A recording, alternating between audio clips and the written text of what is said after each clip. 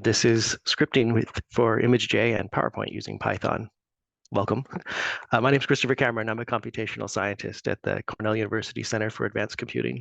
Today, I'm talking about automation with scripting and in a general way, and then looking at some specific examples using ImageJ scripting to do some image manipulation for image from microscopes, and then looking at how you can automate PowerPoint using Python.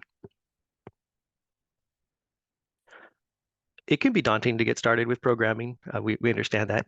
We're happy to see you here today thinking about how you can use computation in your own work. And I know it can be daunting to get started. You can get through it. We're happy to be part of your journey. Please reach out and talk to us about what you're working on. So I'm talking about Python because it is a general programming language with a large standard library. That means that you can do most common tasks using just the standard library. And it's extensible, meaning that if there's something that you can't do with the standard library, it's easy for people to write add-ons that will give new capabilities to Python.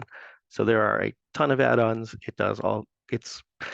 Python can help you in many different domains of science through these add-ons. I've presented this semester on both Python and R. For a lot of the things I've talked about, you could have used R or Python. They have many overlapping use cases. This is not one of them, this scripting and an application.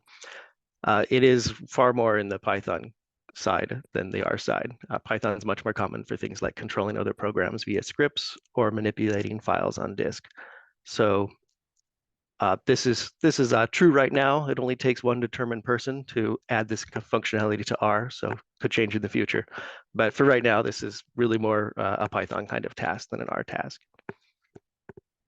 Python's sometimes described as a glue language because it can serve as an intermediary between two less flexible computational components. One example you might run into is that you have this component from a vendor that likes to use a certain date format, and you have another component from a different vendor, and it doesn't understand that date format in the same way. So you can use these two components together, but the end result is something that's sorted incorrectly. And your choice, since you can't change the behavior of either component, your choice might be to do the work anyway, get the output in the wrong order, and then fix it by hand. And that's something that often happens. But you could also maybe use Python to fix the formatting that comes out of component one before you send it to component two. And in that way, Python can be sort of like a glue in between parts of your research process. Python's also a great tool for automation. We're going to look at some of that today. The example today isn't the only kind of automation. You may also use it to automate downloading a data file or producing summary reports, scraping data, or moving files around on your file system. I've put a link here to automate the boring stuff, which is a nice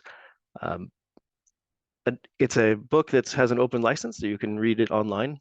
It has tons of examples of different kinds of things you can do with Python. It's a good place to get started if you're thinking about Python for automation. Today, we'll look at 3 different software packages. One is called JupyterLab Desktop. One is Fiji, which is a version of ImageJ that includes more plugins. I know this link is a little hard to read, so it's fiji.sc. And finally, we're using PowerPoint, which is probably already on your computer and doesn't need a link, but just in case. So JupyterLab Desktop is an easy interface to JupyterLab. And JupyterLab itself is a computational notebook that's favored by scientists. So it's a way of combining your code and your explanation and your documentation and your results all into a single notebook file. It's proved to be very popular among scientists. And JupyterLab Desktop is an easy way to install JupyterLab on your own computer. It has a downloadable installer. It sets up a little environment for you. You double-click it to open it. You can double-click its files to open them in JupyterLab. So it's a little more pleasant than interfaces we've had previously. So I'd recommend it if you're getting started with JupyterLab to grab the JupyterLab Desktop application.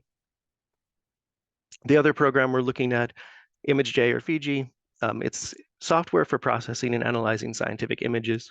It has also, just like Python, also has thousands of plugins that adapt it to for specific scientific applications. And one of the important things about Fiji is that, and ImageJ, is that it understands the specialized file formats that are used by very expensive microscopes. So if you do cell biology, you probably use ImageJ.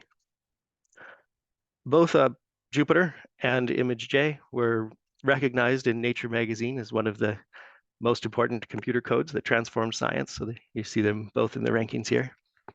That's part of why I'm talking about these two today, because I know that they're relevant to science. And you might not use ImageJ yet, but if you use images, you may find it useful. It's a public domain software. I think it originally evolved out of a project funded by NIH, and it's been taken over by the community, and it's developed by the people who use it, just like Python and Jupyter notebooks. So in your life as a researcher, you have different kinds of tasks. Some of those are tasks where you have high autonomy and the tasks are engaging and you're doing the work that you came to do. And a certain amount of research tasks are just pure drudgery.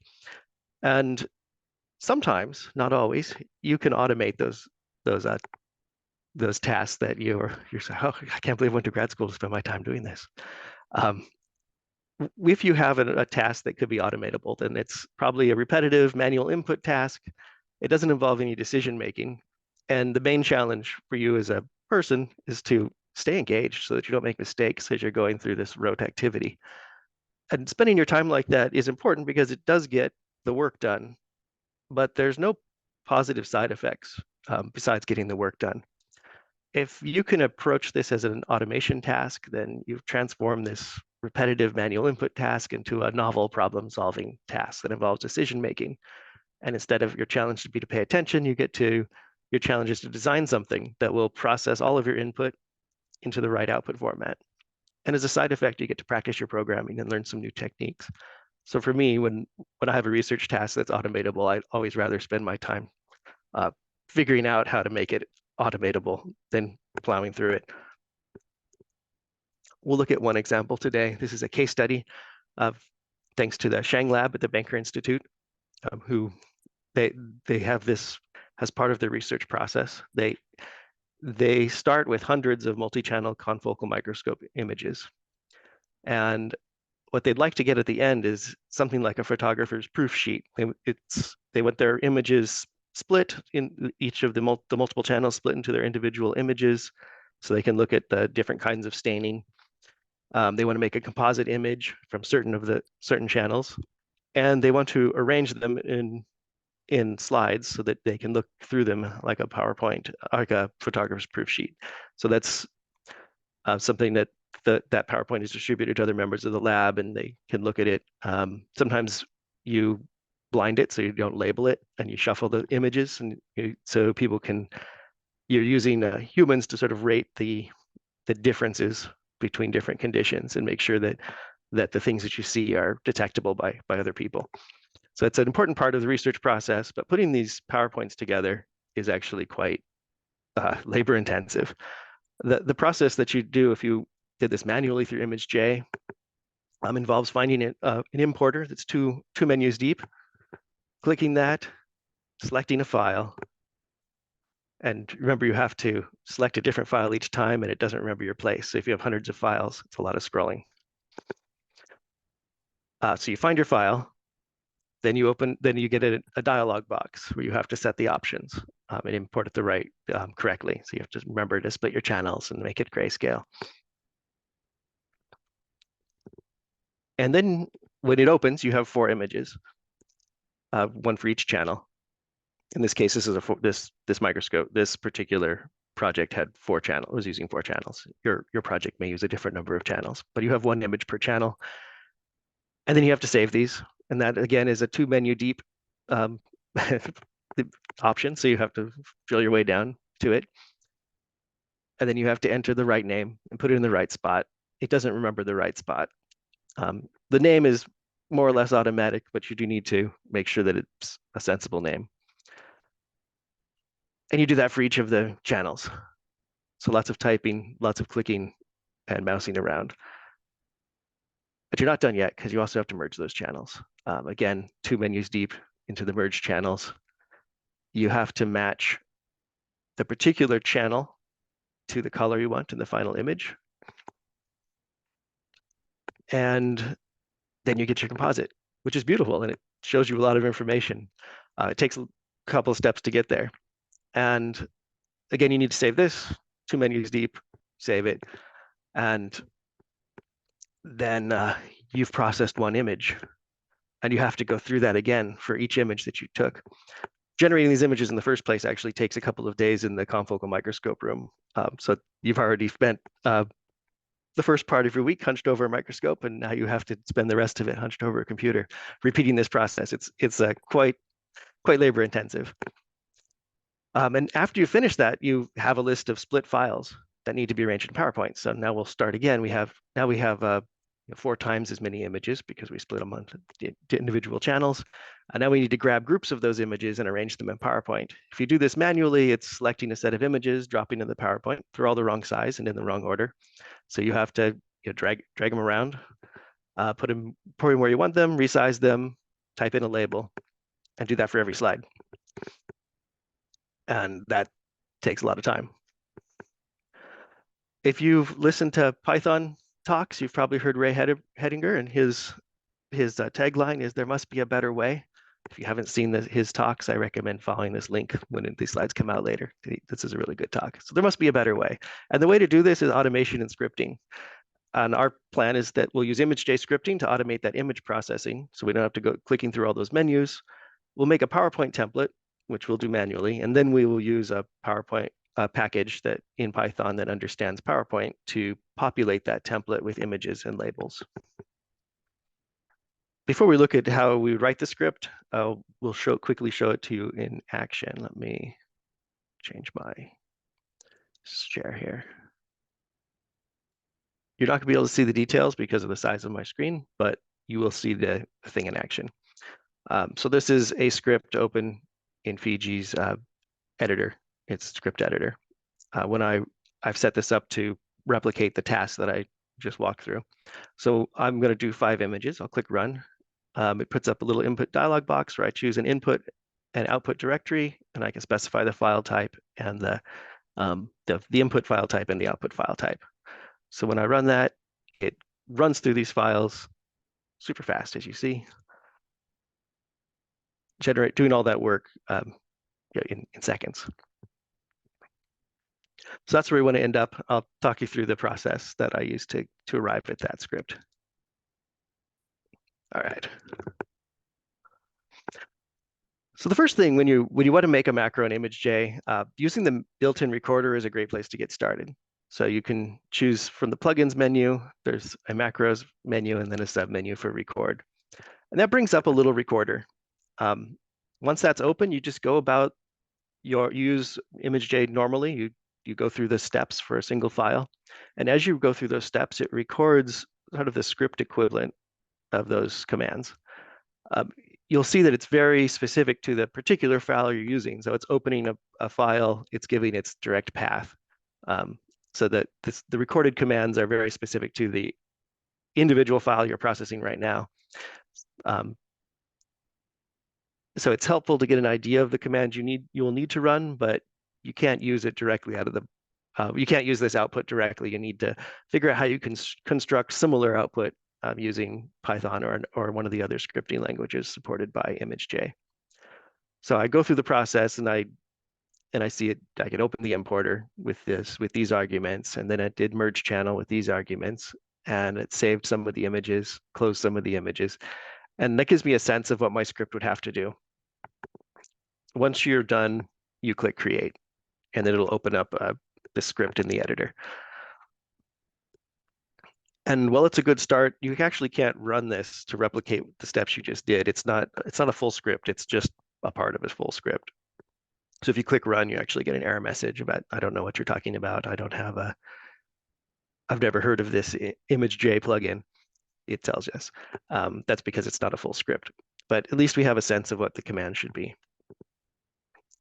The next step, you'll have to refer to resources. You'll probably need to consult the developer documentation, which I've linked here. That it's the developer documentation for Java. You can often find the names of methods that you can access through Python using this documentation.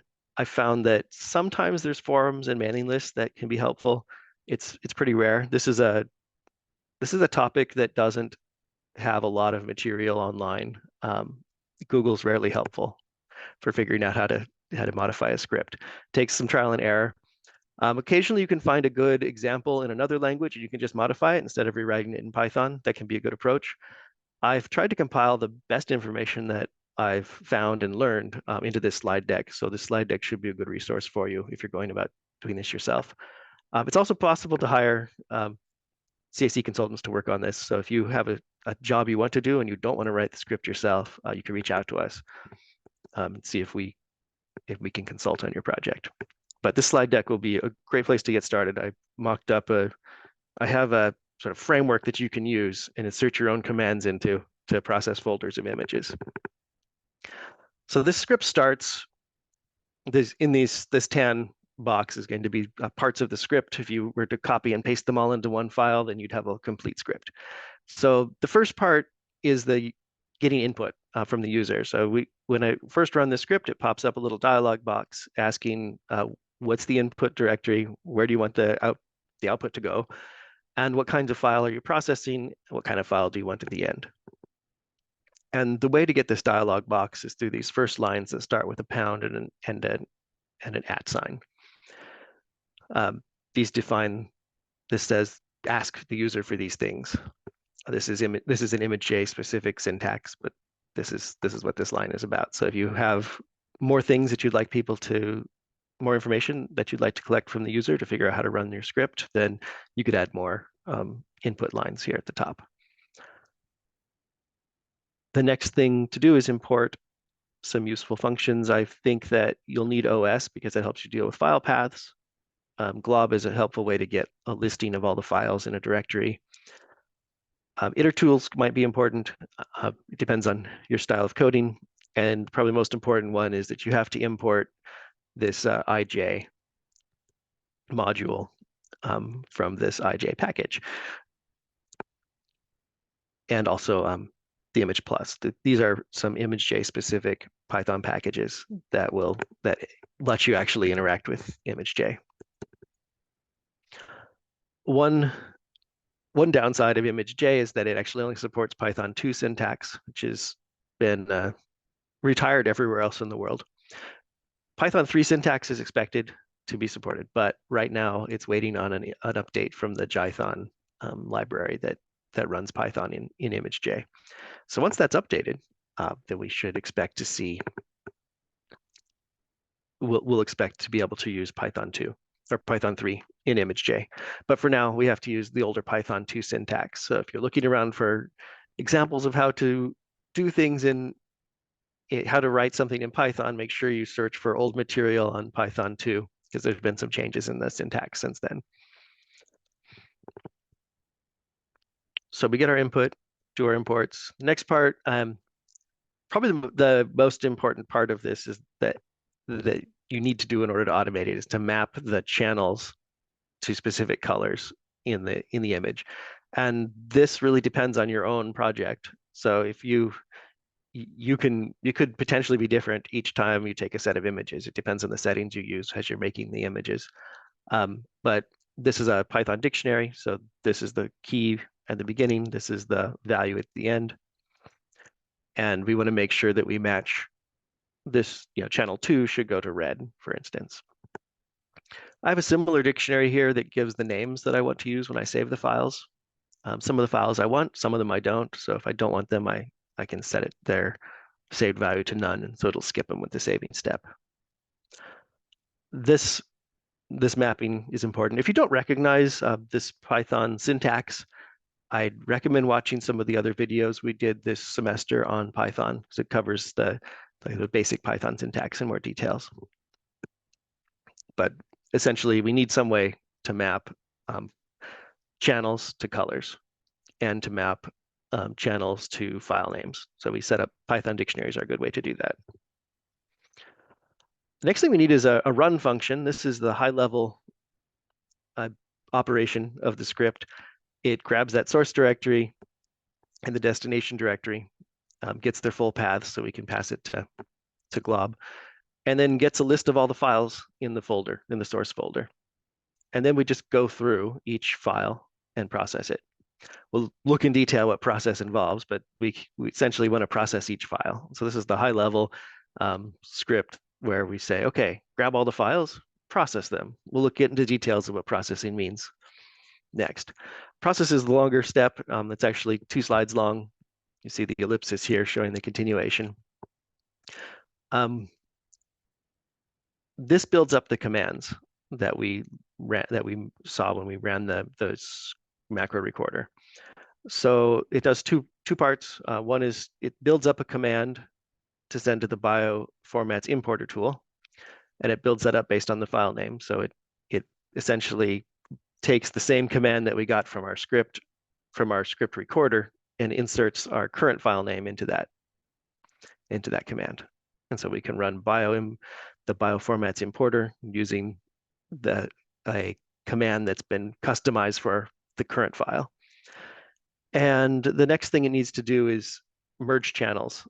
And we use our dictionary defined earlier to say that defines which channels go to which colors. So we loop through that dictionary and build up a command that we then send to the merge channels command, and that causes it to merge the right channels into each other. There's a little more to this command on the next page. It's the saving part. So we go through all of these images. Let's see, I'll count through here. So we ran importer, that gives us 4 images open. Then we run merge channels, and then we get five images are open. And then we're going to go through those images one by one. We're going to select them all by name, one at a time, and we're going to decide if we're going to keep it and save it, or if we're just going to close it. So this goes through all of the channels that we've opened and either saves it or just closes it. And that puts all those images away. And then it's ready for the next image. The very last part of the script is a call. All the other things we looked at were defining functions. So it set up functions to do things, but it didn't actually call any of them. So the last part of our script is to call the main function. I called it run. You could call it something else, but there's that function that I defined called run, and we need to actually make our script call something. Otherwise, our script wouldn't actually do anything when ImageJ executes it. So the last part is this run command that kicks everything off. And that's essentially the whole process to run this command. If you wanted to modify this, you would need to build up the right command string based on the file names, and then run your various commands. So you might have something besides merge channels. So you could use the script to figure out what the command to merge channels looks like, use Python to build up that command for an individual file or a set of files, and then insert that into this process function. And then we run it, and then that's actually all it takes. I was surprised at how little it actually ended up being when I got to the end, when I wrote it all down. There's not too many steps to get there. It took a long time for me to get to the point where I had a PowerPoint, or I have a Python script that ran well in ImageJ, but this is the basic framework, and this is what I modify when people come to me and say, oh, I need to process this folder of images and I have to do X to it. Then I start with that base skeleton and work on building up the commands inside of the process function, and then they have a script that they can run.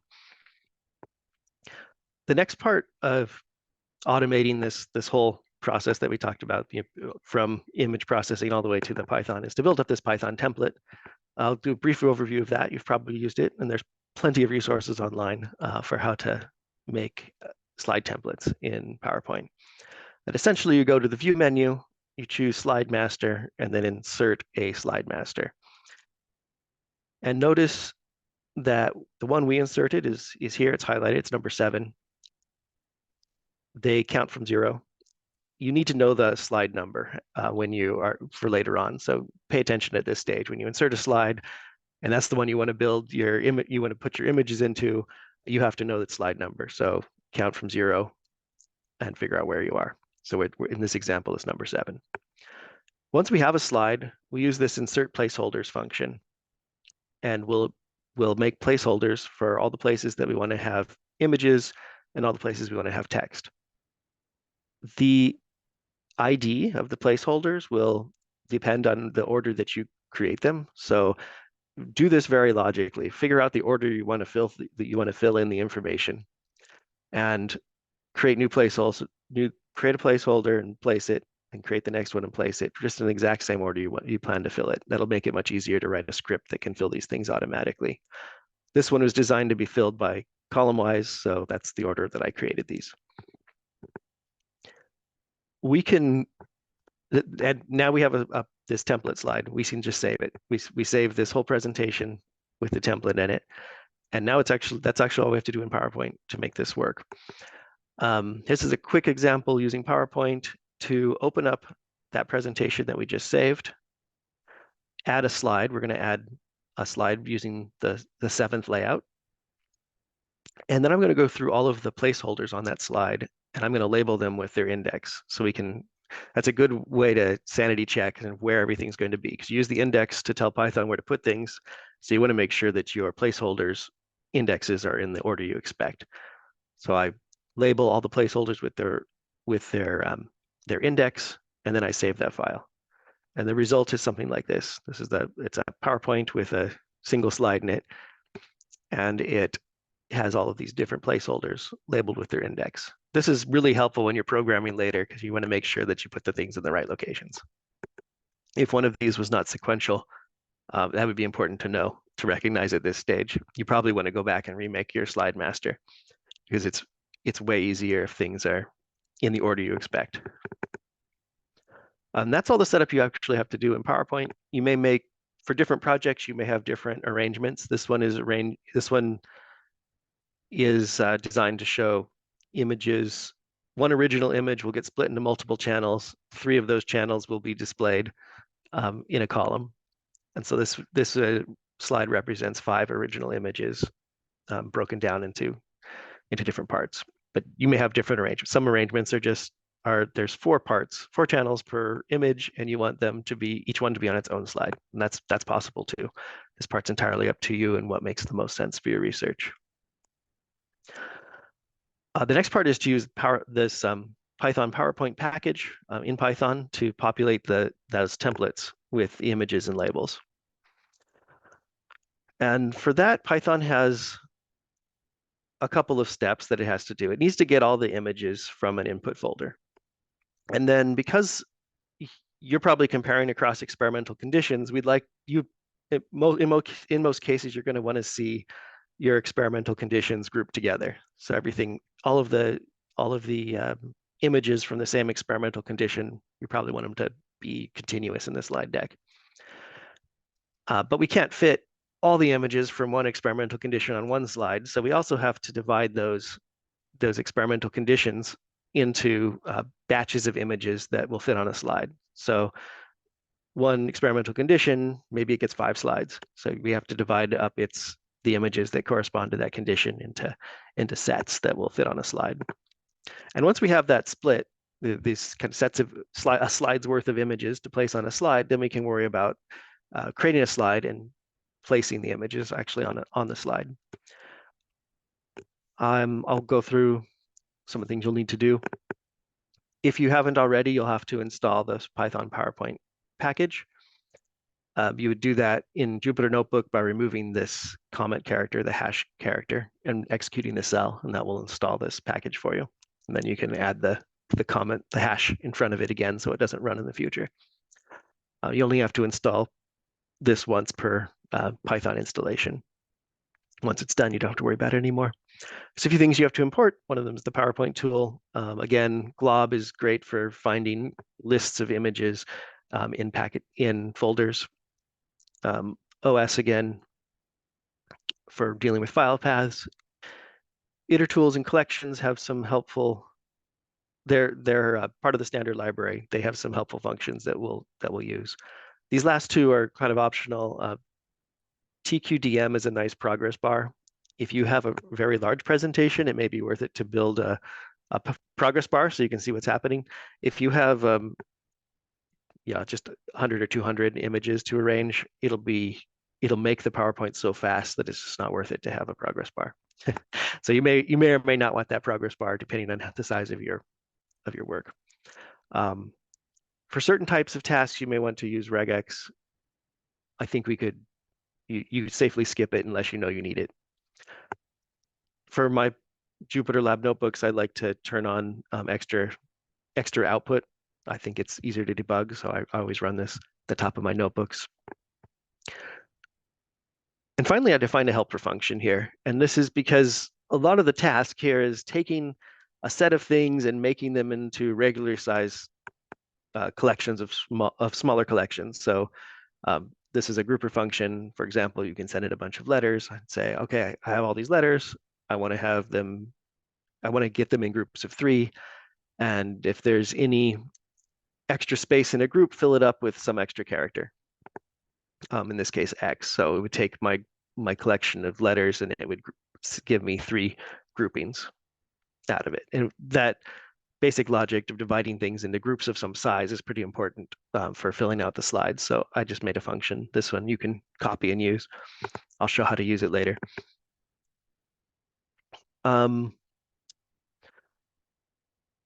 It's helpful when you're to make a little data structure to hold information about the images. And I'm going to use the collections package. It defines a named tuple object, and that's a sort of custom object for holding information. So I've said I'm going to make something called an image tuple. It's going to have 4 types of information in it, and I'll use that little data structure to represent each of my images. So that will make it easy for me to find everything with the same condition, or to group things by image ID, because those parts of the file name are already pulled out into individual fields. So essentially, this looks at my input folder and gets me a big list of files. They're just nicely arranged in a little data structure so I can ask questions about them easier. The next thing I need to do is group them, because I really want to have these 3 files belong together because they're all from the same image set. They're all from the same original image. So I need to go to do something to group them into the right sets. And you can do that in a lot of different ways. This shows the output of one such grouping. Basically, this is one entry. It's got a condition number, an image number, and then all of the images that belong to that are put together in one little data structure. Conceptually, it's basically I've made groups, and you can approach that any way you like in Python, but you have to end up with a list of groups. And then the next step, now that I have this list of groups, is that I have to find the right number of groups to fit on a slide. In my case, I'd have 5 groups per slide, so I need to break this long list of groups into batches of 5 sets each, and then I can place them on the slides. So the way that we might actually place slides onto the presentation, we open a presentation, we do whatever grouping approach strategy we want to use. In this case, I have a group for a condition, and I use my grouper function to split it into sets of 5 with no padding. And then that will run through. That'll produce sets of 15 images that I can arrange into the 3x5 slide. And then I made a function called add slide for a set. We'll take a look at that next, but essentially this goes through all my list of files. It goes through all the list of file sets, and then places them onto the slide, breaks them into batches, places them on the slide. After it's done processing, then I'll give it a name and save it. So we'll take a look at add slide. It also has its own helper function, fill placeholders, but for adding a slide, essentially you tell it to add a slide based on the layout. Again, we figured out that our layout was index 7, so we set that up sort of separately from the function. You'll change that as you change your template. But we want to use we make a slide based on that template. There's some special logic here if you need to make a blind slide. This is an example of how you might approach it. We don't have to worry about that yet or now. This uses the condition information about these images to set the title for the slide, and then we fill the placeholders using the next function. We'll take a look at how that might work.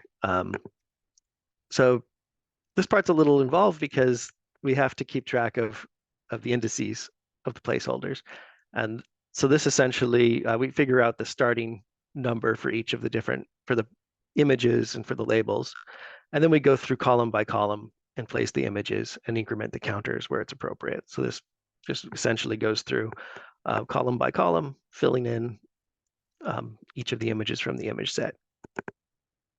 And then that's finished with one slide, and then we get the next image set and we place that in.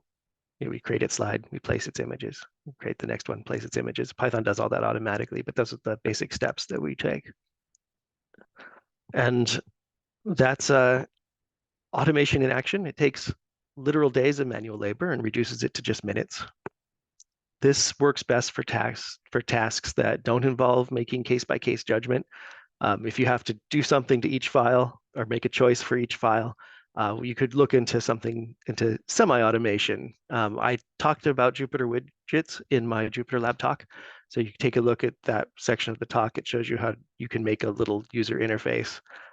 And one of the uses for those little user interfaces is to process a file case by case, where you can highlight just the really important information for the decision making and just the decisions you can make. If it was something like a human rating task, you could make a little interface in Jupyter Lab for that.